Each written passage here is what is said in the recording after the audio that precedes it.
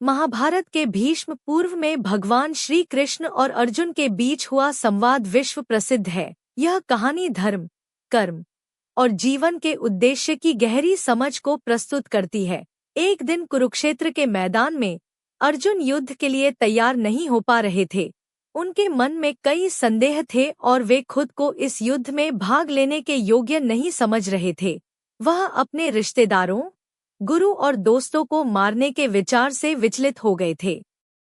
अर्जुन ने कृष्ण से कहा, हे कृष्ण, इस युद्ध में मैं अपने ही परिवार के लोगों को शत्रु के रूप में देख रहा हूँ। मुझे उनका खून बहाना ठीक नहीं लगता। मैं युद्ध नहीं कर सकता। भगवान श्री कृष्ण ने अर्जुन के मनोबल को बढ़ाने के लिए उन्हें गीता का उपदेश दिया। कृष्ण ने कहा, अर्जुन, तुम्हारा संकोच सही नहीं है। यह तुम्हारा कर्तव्य है। युद्ध केवल बाहरी संघर्ष नहीं, बल्कि यह आंतरिक युद्ध भी है।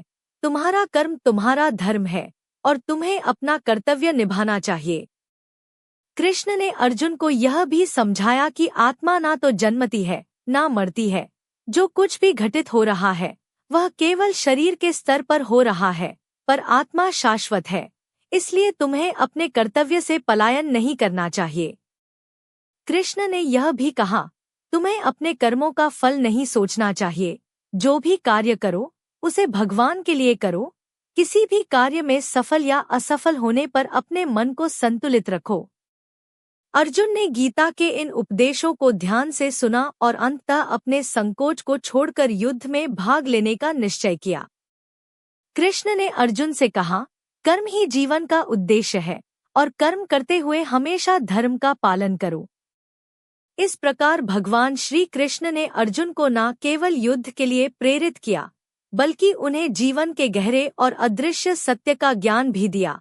गीता के ये उपदेश न केवल महाभारत के युद्ध में अर्जुन के लिए वरन आज भी हम सभी के लिए जीवन के मार्गदर्शन के रूप में प्रासंगिक हैं। इस कहानी से यह शिक्षा मिलती है कि जीवन में आने वाली समस्याओं और संघर्षों से घबराने की बजाय हमें अपने कर्तव्य और धर्म का पालन करना चाहिए और जीवन को संतुलन और धैर्य के साथ जीना चाहिए। आशा करती हूँ आपको कहानी पसंद आई होगी। कहानी पसंद आई हो तो वीडियो को लाइक करें, शेयर करें और चैनल को सब्सक्राइब करें।